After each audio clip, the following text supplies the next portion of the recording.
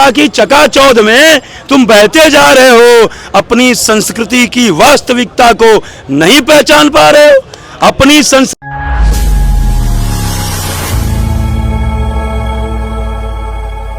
देखिए, ऐसा है कि भाजपा को खाली सिर्फ हिंदुओं का पक्ष लेना होता तो भाजपा जो है वो 3 तलाक का जो कानून नहीं बनाती, मुस्लिम महिलाओं के लिए राहत देने का काम नहीं करती।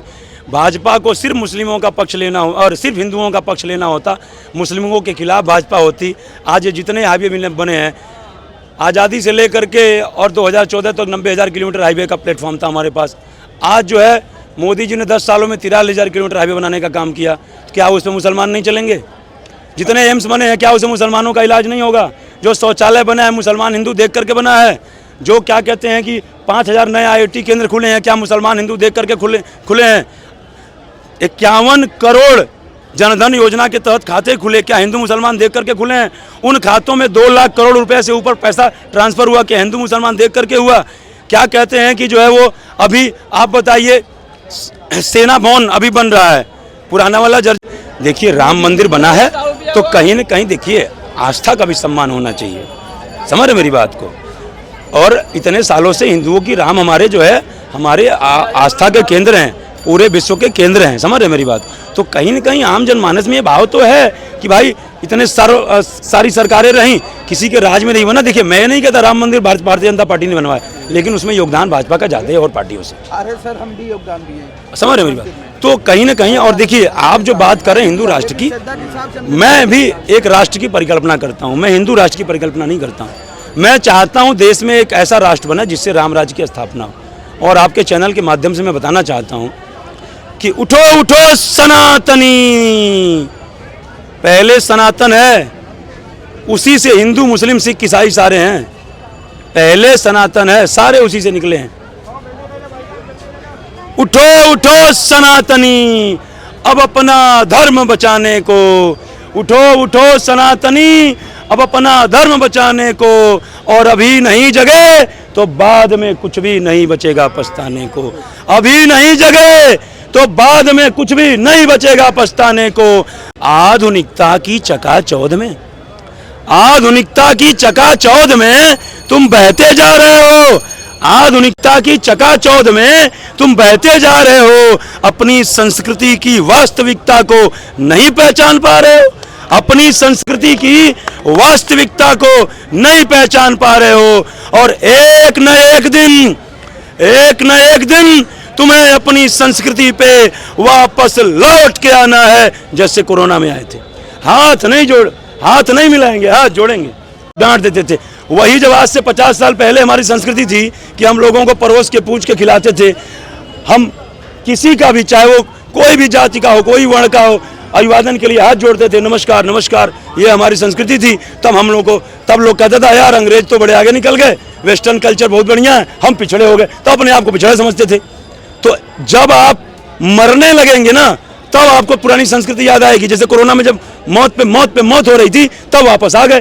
तो कि उठो उठो सनातनी, अब अपना धर्म बचाने को।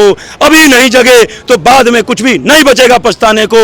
आधुनिकता की चकाचौंध में तुम बहते जा रहे हो, अपनी संस्कृति की वास्तविकता को नहीं पहचान पा रहे हो। और एक न एक दिन तुम्हें अपनी संस्कृति पे वापस लौट के आना है। इसलिए कल को आज पे छोड़ो, आज पे छोड़ो और संकल्प लो भारत को सनातनी राष्ट्र बनाना है। भारत को सनातनी राष्ट्र बनाना है। हमारा जो सनातन राष्ट्र की परिकल्पना है, मैं ये नहीं कहता कि मुसलमान नमाज न पढ़े, मैं ये नहीं कहता क्रिश्चियन अपने सिस्टम्स के लिहाज से पूजा पाठ न करे। जिसकी जहाँ आस्था है, जैसे पूजा पाठ करना चाहता है, जिसको याद करना चाहता है करे। लेकिन जो हमारे पुराने मूल्य थे, पुरानी संस्कृति थी, पुरानी विचारधारा थी, उस पर लौट करके आए कि पड़ोसी यदि बीमार है तो उसकी मदद किया जाए। समझ रहे मेरी बात को? जिस हिसाब से आपको सर्वाइव करने के लिए गेहूं, दाल, चावल, आटा, चावल, नमक, तेल, सब्जी सब चाहिए, उसी हिसाब से सृष्टि को सर्वाइव करने के लिए तरह तरह के हर प्रकार के लोग चाहिए। ये उदाहरण त्रेता और द्वापर है। त्रेता में भी मुख्य रूप से 3 थे। कौन कौन थे? मनुष्य, देवता और राक्षस। द्वापर में भी मनुष्य, देवता और राक्षस थे। वही हाल यहाँ भी है। यहाँ भी मनुष्य है, देवता है, राक्षस है सर। लेकिन भगवान के लिए सारे प्रिय।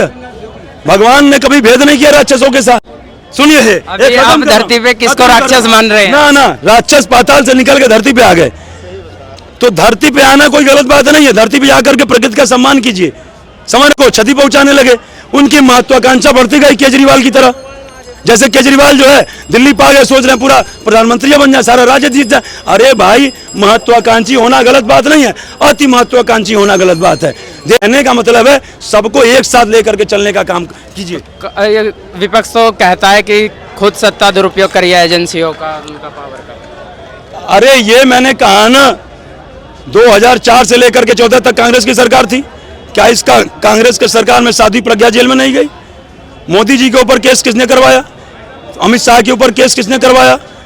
मतलब किसने, मैं नहीं बोल रहा हूं, मैं नहीं कहता कांग्रेस ने करवाया, शासनकाल कांग्रेस का था। जहां आप जो है ईडी सीबीआई का दुरुपयोग कर पाए, वहां आपने किया, साध्वी प्रज्ञा को जेल में ठुसवाया और वही साध्वी प्रज्ञा बरी होकर के आई। कहने का मतलब जहां जहां आपको दुरुपयोग करना था वहां वहां कर लिए, और जहां आपको लगा चारों खाने चित्त हो जाएंगे वहां नहीं गए। तो आप एक बार आप कैसे लगा रहे हो कि मोदी जी जो है ईडी सीबीआई का दुरुपयोग कर रहे हैं? ये मैं कहना चाहता हूं, ये खाली एक प्रोपेगेंडा है।